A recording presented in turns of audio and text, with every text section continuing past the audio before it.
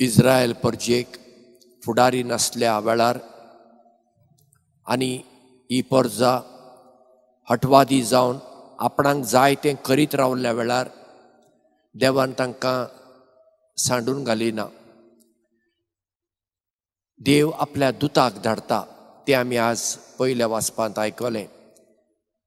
गिदियोन एक तरणाटो जुदेव शेतांत गोवांची मळणी करतालो आनी देवदूत ताचे लागीं येता.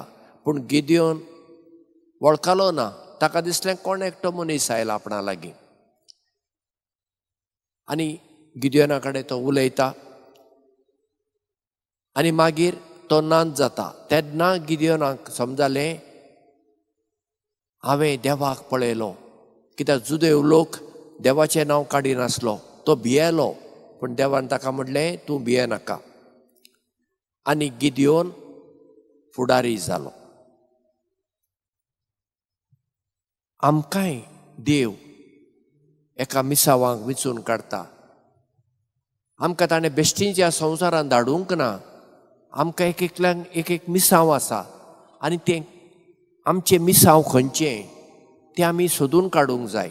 आनी सोदून काडूंक जाय जाल्यार आमकां देवाचो ताळो आयकूंक जाय. आनी देवाचो ताळो आयकूंक जाय तर आमी उक्त्या मनाची जावंक जाय. गिदियोनाक देवदूत आयलो आनी ताच्या कडेन उलयलो. अब्रामा कडेन देव मुखामुखी उलयलो. मोजिसा कडेन मुखामुखी उलयलो.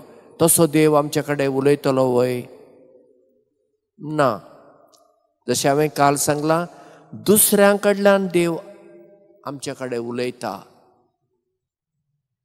आनी आमचे परस कोण बुदवंत आसात व्हड आसात आनी ती कितें बरें आमकां सांगतात जेन्ना आमी तांचें उतर आयकता तेन्ना आमकां देवाचो ताळो आयकता. आनी एक पावटी देवाचो ताळो आमकां आयकतच त्या ताळ्याक आमी पाळो दिवंक जाय.